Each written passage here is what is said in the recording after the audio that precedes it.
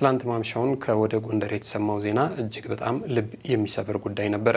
ለምርቃቱ የተገዛ በሬ ወቅቱ የገደለው ተመራቂ ተማሪ ጉዳይ አነጋጋሪ ከመሆኑ በመለስ ቤተሰቦቹንም እጅግ በጣም ያሳዘነና ልባቸውን የሰበረ ጉዳይ ሆኗል። አብራችሁን ከቆያችሁ በዝርዝር የምንነግራችሁ ጉዳይ ይሆናል።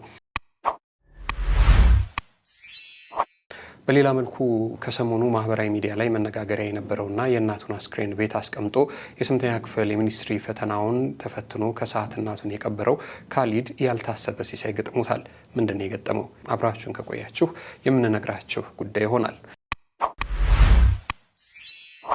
በሌላ መልኩ አዲስ አበባ ጀሞ አካባቢ በሶሻል ሚዲያ ማለትም ኢንስታግራም ላይ ከተዋወቁ በኋላ ላግኝሽ ብሎ ልታገኘው ስትሄድ ከግብረ አበሮቹ ጋር በመሆን ከነጓደኛዋ መኪና ይዘው በመምጣት እገታ ፈጽመው ይዘዋቸው ሊሰወሩ የነበሩ ወጣቶችም እንደዚሁ በቁጥጥር ስር መዋላቸው ተሰምቷል። ጉዳዩ ወላጆችን እጅግ በጣም የሚያስጠነቅቅና የሚያስተምር ስለሆነ ልትሰሙት ግድ ይላል።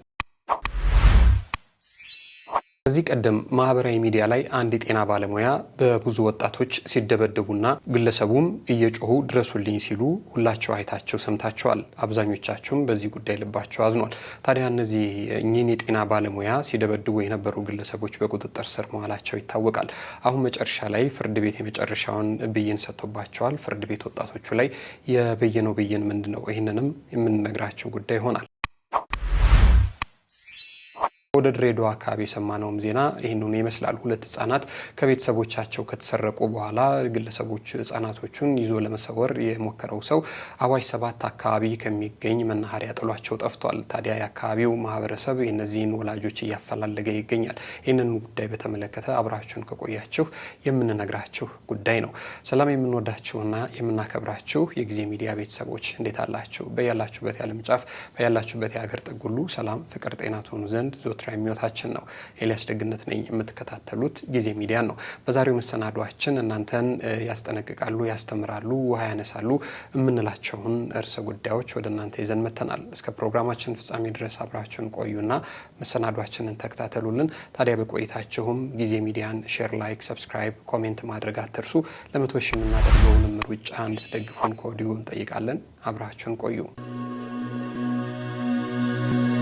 ቀዳሚ ወዳደረግንላችሁ መረጃ ስንመጣ እንግዲህ በዘንድሮ ዓመት በጣም ብዙ ተማሪዎች ተመርቀዋል።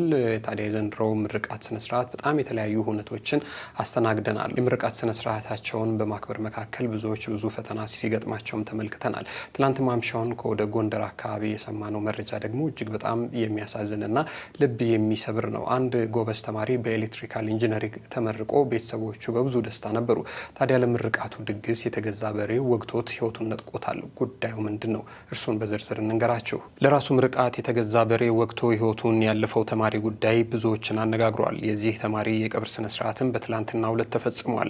የሰው ልጅ ህይወትና መጨረሻዋ ምንኛ የማታወቅና ተለዋዋጭ ነው ያስባለም ጉዳይ ሆኗል። ዛሬ በደስታና በፈገግታ የደመቀ ቤት በአንድ ጀንበር የለቅሶና የዋይታ ድምፅ ሆኗል። ለድግስ የተጣለው ዳስም ለለቅሶ ሆኗል። ይህ ጉዳይ ሲሰማ ሲታይ ልብን እጅጉ የሰበረ ጉዳይ ሆኗል። በቅርቡ ከጎንደር ዩኒቨርሲቲ በኤሌክትሪካል ኢንጂነሪንግ ዘርፍ በታላቅ ስኬት ተመርቆ ለነገው ህይወቱ ትልቅ ተስፋ ሰንቆ የነበረው ተማሪ ፍስሐ አስማማው እጅግ ልብ በሚሰብር አደጋ ከዚህ ዓለም በሞት መለየቱ ሲሰማ የተሰማው ጉዳይ የአካባቢው ነዋሪዎች፣ ቤተሰቦችና ዘመድ አዝማዶችን እጅጉን ያስደነገጠና ጆሯቸውን ጭው ያደረገ ጉዳይ ሆኗል።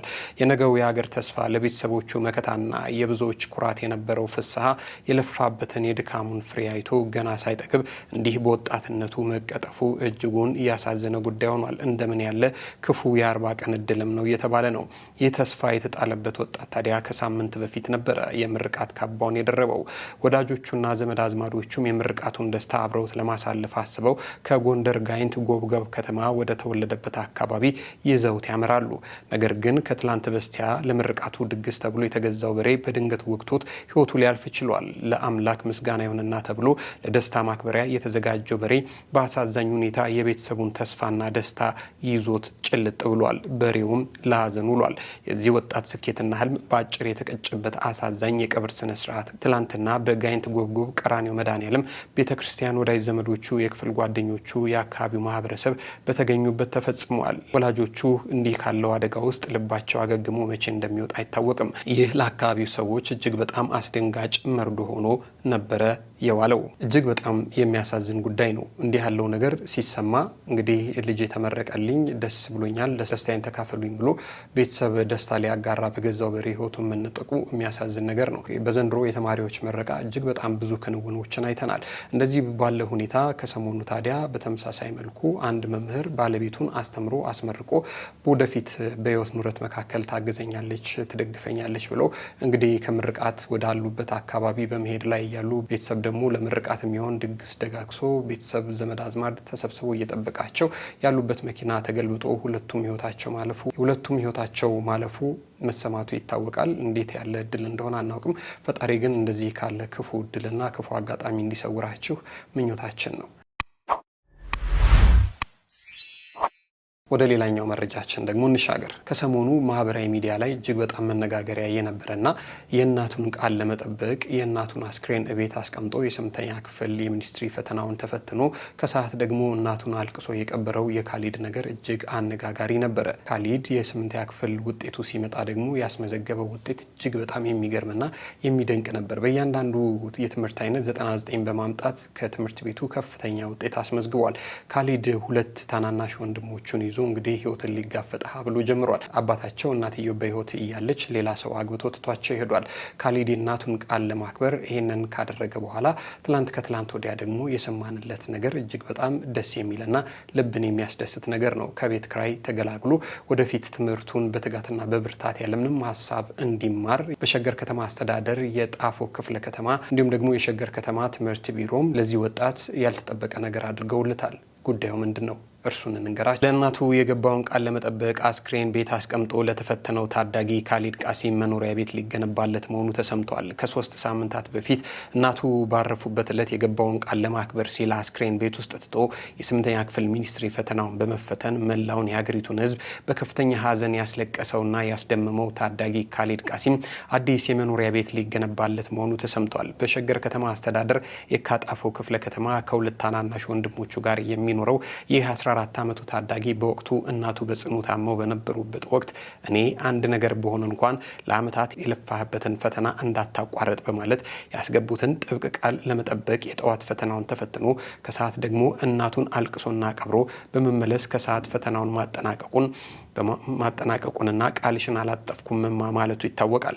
ዛሬ በተሰማው ትላንት በተሰማው አዲስና ተስፋ ሰጪ መረጃ መሰረት ከሆነ ታዲያ ለታዳጊውና ለታናናሽ ወንድሞቹ ቋሚ የቤት መፍትሄ ለመስጠት የሸገር ከተማና የካጣፎ ክፍለ ከተማ አስተዳደር ለቤት ግንባታ የሚሆን መሬት በይፋ አዘጋጅቶ አስረክቦታል። ከዚህም ጋር ተያይዞ ታዲያ የኦሮሚያ ትምህርት ቢሮ የመኖሪያ ቤቱን ሙሉ በሙሉ ገንብቶ ለታዳጊው ለማስረከብም ቃል ገብቷል። ወላጅ አባቱ ከነርሱ ርቆ በጅጅጋ ከተማ ሌላ ትዳር መስርቶ በመኖሩ ምክንያት እናታቸውን አጥተው ብቻቸውን ለቀሩት ለነዚህ ወንድማማቾች የተደረገው ይህ የመሬትና የቤት ግንባታ ድጋፍ የታዳጊውን ታማኝነትና ብርታት ያከበረ እንዲሁም ማህበራዊ አጋርነትን በተግባር እያሳየ መሆኑም ተገልጿል። ታዲያ ከዚህ ጉዳይ ጋር ተያይዞ ይህ የእናቱን ኑዛዜ ያከበረው ታዳጊ በሀዘንም ውስጥ ሆኖ ሁሉንም የፈተና ውጤቶች 99 ማግኘቱ ደግሞ ብዙዎችን ያስገረመና ያስደነቀ ጉዳይ ነው።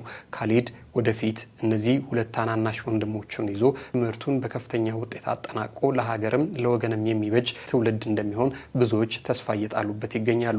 ይህ ከሰሞኑ መነጋገሪያ የነበረና ደግሞ በሸገር ከተማ የካጣፎ ክፍለ ከተማና የኦሮሚያ ትምህርት ቢሮ ያደረጉለት ነገር እጅግ በጣም የሚያስመሰግንና ብዙዎችን ደስ ያሰኘ ጉዳይ ሆኗል። እኛም እንኳን ደስ አለህ ልንለው እንወዳለን። ወደ ሌላኛው መረጃችን ስንሸጋገር አዲስ አበባ ጀሞ ተብሎ የሚጠራው አካባቢ በሁለት እንስቶች ላይ የተፈጠረው ጉዳይ ብዙ ወላጆችን ያስተምራል ብለን ስላሰብን ነው ወደ እናንተ ይዘነው የመጣ ነው። ነገርየው የሆነው ወጣቶቹ የተዋወቁት ማህበራዊ ሚዲያ ላይ ነው፣ ኢንስታግራም ተብሎ በሚጠራ መተግበሪያ ላይ ነው። ታዲያ እዚህ መተግበሪያ ላይ ከነበራቸው ትውውቅ በመለስ አንድ ቀን እዛ ላይ የተዋወቀችው ልጅ ለምን አንገናኝምና በአካል ተገናኝተን አንተዋወቅም ይላታል። ታዲያ ይህችም ልጅ ነገርየውን እሺ ብላ ከተቀበለች በኋላ እንደው ለማናቸውም ብቻዬን ከመሄድ ብላ ጓደኛዋን ተጠራና እንደዚህ ያለ ሰው ተዋውቅ ያለው ኢንስታግራም ላይ እንገናኝ ብሎኛል፣ አብረን ሄደን እናገኘው ብላ ጓደኛዋን ይዛ ትሄዳለች። ታዲያ ጓደኛዋን ይዛ በሄደችበት ቦታ የተቀጣጠሩበት ቦታ ሲገናኙ ነገሩ አይሆኑ ሆኖ ተከስቷል። ግለሰቡ ግብረ አበሮቹን ሰብስቦ መኪና ይዞ እነዚህን ሁለት እንስቶች ለማገት ሙከራ ያደርጋል። እንስቶችም የነፍሳቸውን ድረሱልኝ ሲሉ የአካባቢው ሰዎች ይደርሱላቸውና ሊተርፉ ይችላሉ። ዝርዝሩ ግን ምንድን ነው? እሱን እንንገራቸው። እንዲህ ያለው ጉዳይ ለሁላችንም መማሪያ ይሆናል። የደረሱ ልጆች ላሉን ቤተሰቦች ደግሞ ከፍተኛ ማስጠንቀቂያ ነው። የታሪኩ ዝርዝር እንዲህ ነው። ግለሰቡ በኢንስታግራም ከአንዲት ሴት ልጅ ጋር ካወራ በኋላ ጆሞ አካባቢ ነኝ እስኪ እንገናኝ ይላታል። እሷም ለጥንቃቄ በማሰብ ብቻዋን ከመሄድ ይልቅ ከሴት ጓደኛዋ ጋር በመሆን ልታገኘው ትሄዳለች። ልክ ለተገናኙ ግለሰቡ ብቻውን አልነበረም። ግብረ አበሮችን ይዞ መኪና ይዘው በመጠበቅ ሁለቱንም ሴቶች በኃይል ወደ መኪና ውስጥ ገፍተው በማስገባት ለማገት ሙከራ ያደርጋሉ። መኪናውን ሳያንቀሳቅሱት እዚያው ባሉበት ቦታ ላይ ሆነው ሲያስገቧቸውና ሲታገሏቸው የአንደኛዋን ስልክ አንደኛው ቀምተው ውረጅ በማለት ከመኪናው ላይ ሊወረውራት ይሞክራል። እህት ታዲያ በከፍተኛ ድፍረትና ድንጋጤ ውስጥ ሆና ሌባ በማለት በጩኸት አካባቢውን ታናጋውና ታናውጠው ያዘች። የአካባቢው ህብረተሰብ የድረሱልኝ ጩኸት በሰማ ጊዜ ታዲያ በፈጠረው ፈጣን ርብርብና እርምጃ እነዚህ ሁለት እህቶቻችን ከከፋ አደጋ ሊታደጉና ህይወታቸው ሊተርፍ ችሏል። ወንጀለኞችም እጅ ከፍንጅ በመያዛቸው በአሁኑ ሰዓት በጀሙ ማርያም ፖሊስ ጣቢያ ተይዘው በቁጥጥር ስር ውለው ጉዳያቸው እየጣራ እንደሆነም ተሰምቷል። ለደራሹ የጀሙ ህዝብም ትልቅ ክብርና ምስጋና አለን ሲሉ የነዚህ ሁለት እንስቶች ቤተሰቦችም ምስጋናቸውን እየገለጹ ይገኛሉ። ከዚህ ክስተት ታዲያ ሁሉም ቤተሰብ አንድ ነገር ሊማር ይገባል። በተለይ የደረሱ ልጆች ያሏቸው ቤተሰቦች ልጆቻቸው ማህበራዊ ሚዲያ ላይ ምን እያደረጉ ምን እየፈጠሩ እንደሆነ በቅርብ ርቀት ሊከታተሏቸው ይገባሉ የሚል መረጃ ነው የደረሰን። እንግዲህ እንደዚህ ያለ ጉዳይ ወላጆችን በብዙ ያስተምራል፣ ያስጠነቅቃል ብለን እናስባለን። በተለይ ደግሞ የደረሱ ልጆች ያሏቸው ሰዎች ልጆቻችሁ ከማን ጋር ነው የሚያወሩት፣ ሶሻል ሚዲያ ላይ ምን እያደረጉ ነው የሚለውን ነገር በቅርብ ርቀት መከታተል የአባት ነውና እንዲህ ካለው አደጋ ይሰውራል ማለት ነው። እነዚህ ልጆች ባይጮውና የአካባቢው ሰው ባይደርስላቸው ኑሮ ምናልባትም የሚደርስባቸው አካላዊ ጥቃትና ደግሞ ልፍ ሲልም የህይወት ማጣት ጉዳይ እጅጉን የሚያሳዝን ጉዳይ ሊፈጠር ይችል ነበረ። የሆነ ሆኖ ግን ፈጣሪ ትረፉ ብሏቸው ሊተርፉ ችለዋል። ይህንንም አንዳች ውሃ የሚያነሳ ሀሳብ ብታገኙበት ብለን ነው ወደ እናንተ ይዘን የመጣ ነው። ወደ ሌላኛው መረጃችን ስንሻገር እነዚህን ሁለት ልጆች በተመለከተ ነው። እንግዲህ ኢትዮጵያ ውስጥ እለት እለት ህጻናት ልጆች ይጠፋሉ፣ ይሰረቃሉ። የት ገቡ፣ በምን አይነት ሁኔታ ውስጥ ነው ያሉት የሚለው ጉዳይ እጅግ በጣም አሳሳቢና ወላጆችን በብዙ መልኩ እያስጨነቀ ያለ ጉዳይ ሆኗል። በለስ የቀናቸው ልጆች ውለው ያድራሉ። አንዳንዶቹ የት እንደገቡ ሳይታወቅ ደብዛቸው እንደጠፋ ይቀርና ዘላለማቸውን ለቤተሰብ ሰቀቀን ሆነው ይቀራሉ።